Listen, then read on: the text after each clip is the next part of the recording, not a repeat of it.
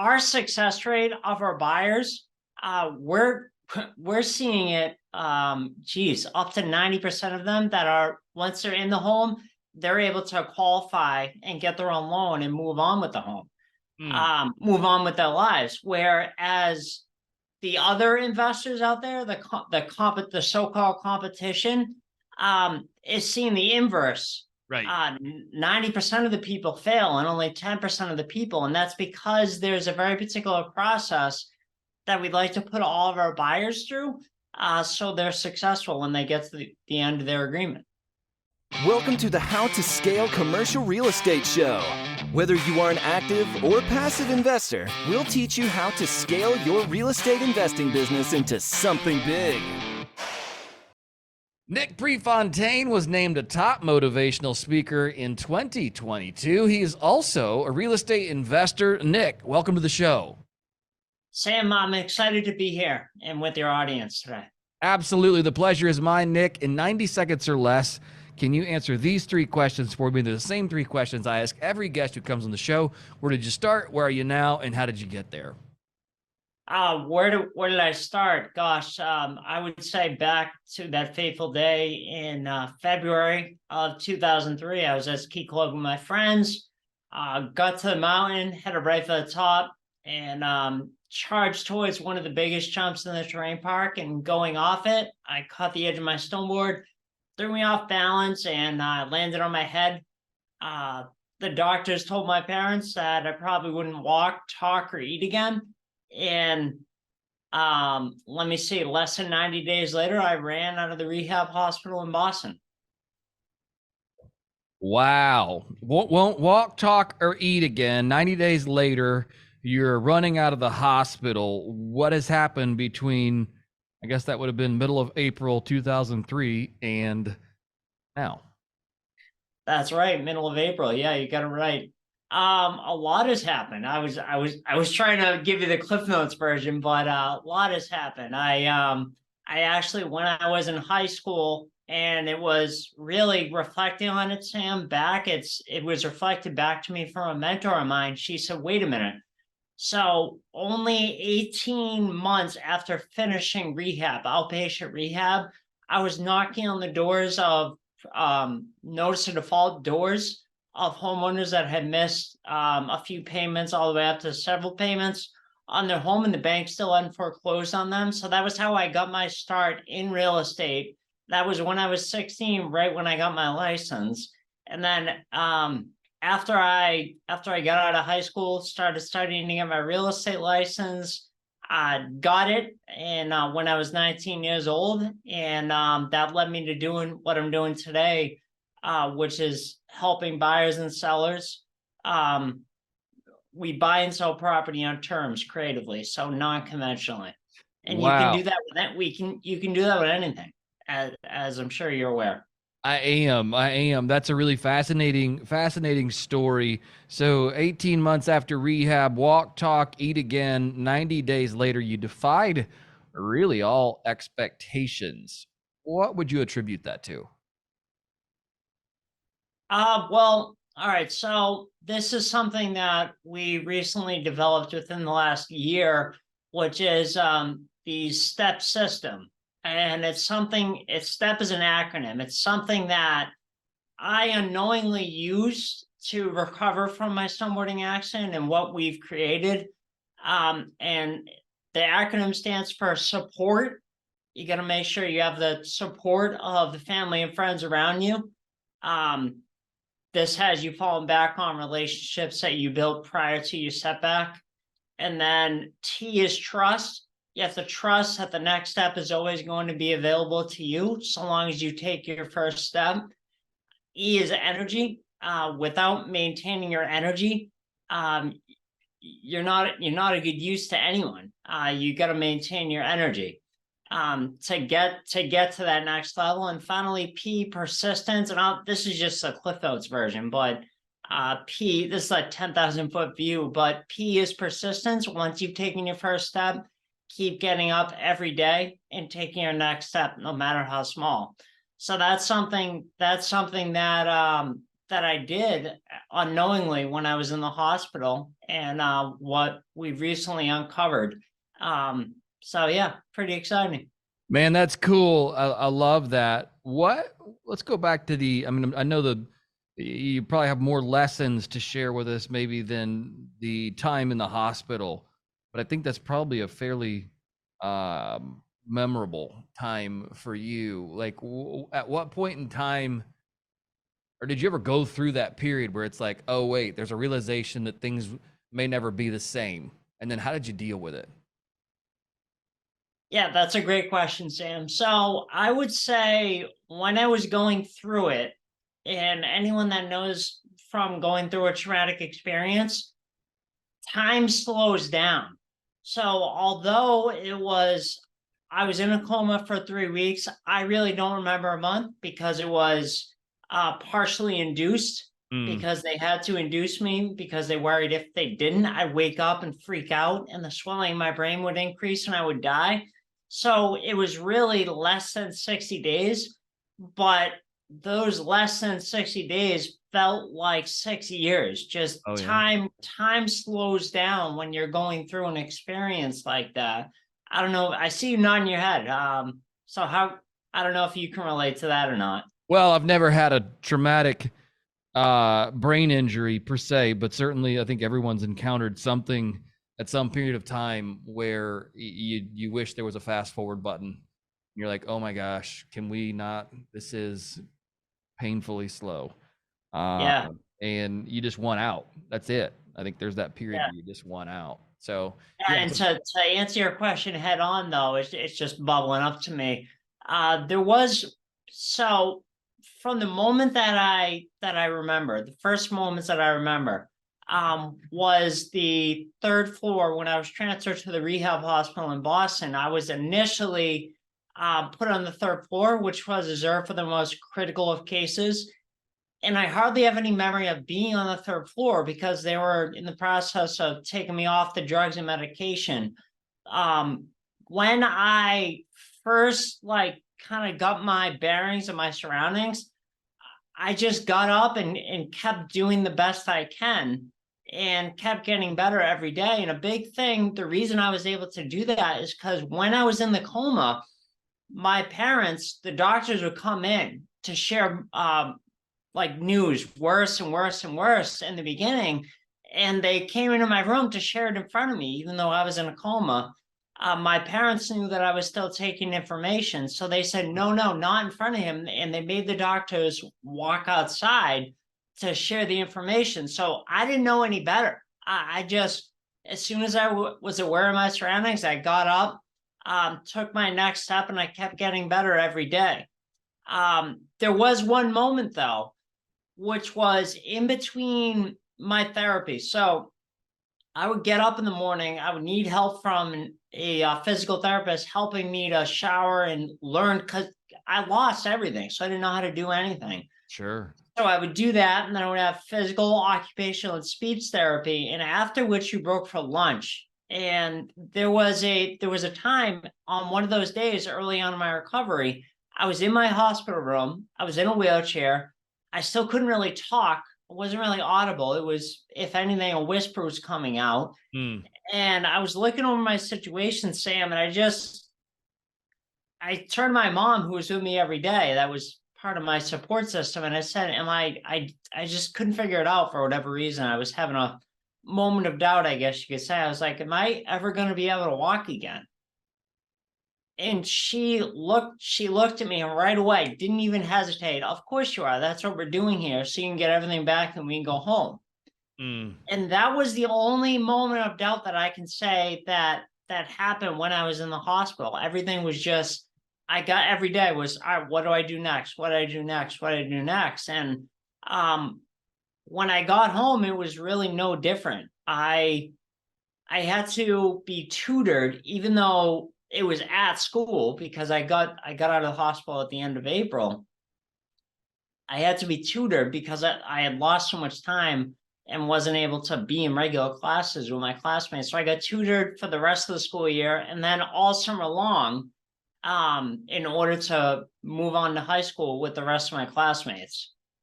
So Wow. let me take a breath there. No, Sorry, that's I'm throwing a lot of information at you. no, it's a great story. I mean, it's inspiring, and it's certainly one of those stories of perseverance. I think I love the idea of the step that you put in there. First is having that support. And I think you sound like you guys have rolled this out through your coaching program as well, if I'm not mistaken, using this same kind of process for. Can you hear me? Yeah, no, I got you. Okay, cool. I'm Thanks sorry. for my glasses. Yeah. Gotcha. I thought you were giving me like the, hey, I can't hear you sign, You're good. which is fine. Here, we'll hit time out there, Matthew. If you want to delete that, Matthew's the editor. We can just wind that back a few seconds. Let me jump right back in here in a couple seconds. We'll give him a pause so we can find the break. It seems like you guys have rolled out this STEP program, or the acronym you use for STEP, not just for you and what you do on the coaching side of things or on the motivational speaker side of things, but you've also rolled it out inside of your business. Because I think these things kind of they parallel, do they not? Between the support, trust, energy, persistence, like those are four things that everybody needs to be successful really in anything they're doing. Yeah, you know what? When I had a mentor a year and a half ago reflecting this back to me, the STEP system, what I actually did and everything, the whole reason was, Sam, because she said to me, well, okay, you ran out of the hospital, but how'd you do it? And I said, I don't know. I got up and did it. I did it. And it's just, that's the mentality that the STEP system is how I've tackled and been able to overcome and succeed with anything in my life. And it's really something that has been instilled in me. And it's the way I was raised and that, my upbringing. So that's how I've always dealt with things. And now I actually started a company a year and a half ago now, Common Goal, which we lead people that are going through a trauma or life challenge through the other side, and then they can thrive with the rest of their lives. But this STEP system is something that we all naturally do. When I go like this and say we all, I mean like at Smart Real Estate Coach, it's just like the only way I know. So it's just like continue to take your next step. But specifically the STEP system, yeah, that's what Common Goal. But it's something that I've done my whole life. You're called on to speak as a motivational speaker. We were talking about this off air, is that there are traumatic brain injury associations that will say, hey, Nick, can you come talk to us or come, share? What are some of the things that you find are consistent themes that you talk about that resonate the most with the people that you are sharing with? So depending on the amount of time I have, because like tonight I'm going to be speaking for the Brain Injury Association of Ohio, and that would be a 45-minute version of my keynote. And then when I spoke at the Brain Injury Association of Maryland in March at their annual conference, that was a 60-minute version. And the only difference is, and what's so exciting to me about the keynote is I get to share that STEP system and go into detail, like really drill down and go into detail about how they can apply it to their lives. So the common theme that I'm seeing is people come up to me after. I probably have on average like 10 to 15 people come up to me after and say how much my story and the STEP system help them see through what they're going through, and they're going to go back and really try to drill down and download it, because it's free. It's a free ebook. STEP is a free ebook that I give away on my website, which I can give it to you after to throw in the show notes. But yeah, so just excited, as you can see. Absolutely. No, that's really, really cool. I love that. Yeah, that's absolutely awesome. So you've been in real estate, I think you said 18 months after rehab, you're out knocking on delinquent homes with delinquent mortgages, whatever, delinquent payments of some sort, seeing if you can acquire those houses. What's your real estate journey been like inside of this? Because it sounds like, real estate's kind of been part of what you've done really from the outset. I mean, gosh, 18, I don't know if you were still in high school when you started doing that or just out of, Yeah. but Yep. that's pretty compelling. Tell us a little bit about your real estate journey. Sure. So it was actually so not the first summer after I ran out of the hospital, but the second summer, my family was involved in real estate. So I had always been around it my whole life. However, I started to get the itch and I started going to my dad's library that second summer after I came home. And that would have been summer of 2005. And I started looking through his books and everything. And I asked him, what is a book that you recommend if I wanted to like get started? And he said Cash Flow Quadrant. So as I was reading through that, I came back to him and said, I want to get involved. What do I do? And or how can I get started? And right around that time, I was getting my license, not real estate license, excuse me, my driver's license. So he thought it'd be a perfect fit because right along that time, around that time, they were starting to play with the idea of having bird dogs go out to properties, knock on doors, and set meetings for the investor to meet with these folks about potentially buying their home. So I was like, oh, awesome, that's what I'll do. So I had to go to school during the week, but on weekends and holidays, I would usually pick 1 or 2 days out of a weekend. And I would do like 50 to 70 doors. I go to cities where there were high concentration and I do these doors. If you fast forward a little bit, I got out of high school, started studying to get my real estate license, and I got my real estate license in, drum roll please, March of 2008. Great So timing. great time to get your real estate license. So I got my real estate license and started selling real estate, helping buyers and sellers as a realtor. I had all the people around me lamenting and complaining, oh my God, the market used to be so good. It used to be so easy. You could do this and do that. I didn't know what they meant. So I just, that was the market that I was dealt with, that I had to deal with. So I learned how to help buyers and sellers in that environment. And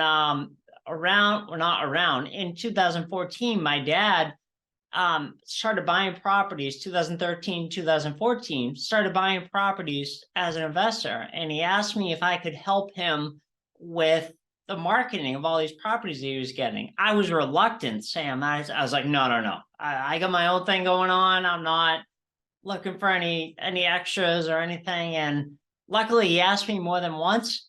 And so I started helping him with the marketing. Then the calls started coming in. He couldn't keep up with them. So he asked me if I could help out with the buyers.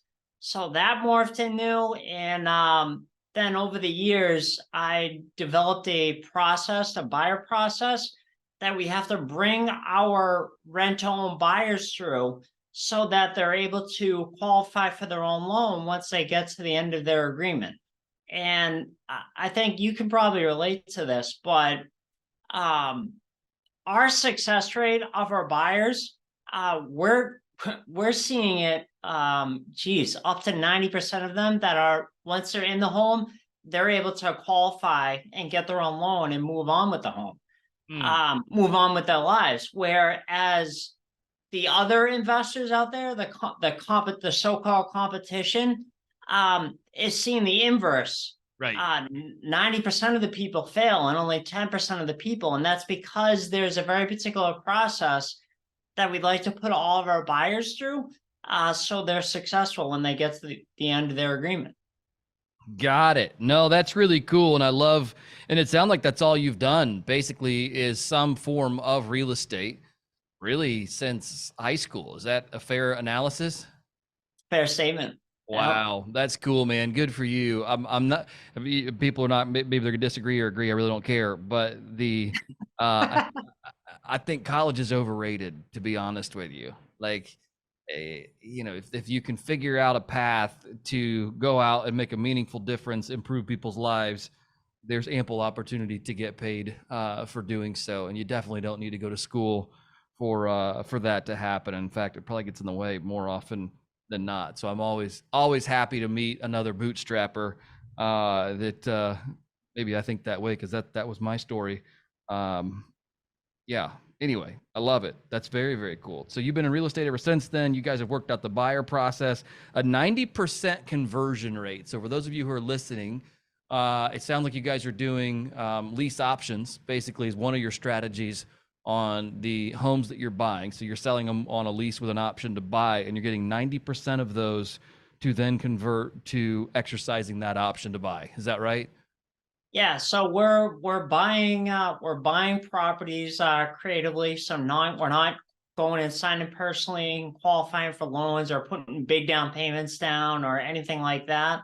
However we acquire them, we're always selling them on a rent-to-own agreement to our buyer. Right. Very simple, yeah. Right. No, that's cool. I love that strategy. Do you guys employ that strategy at all in the commercial real estate space?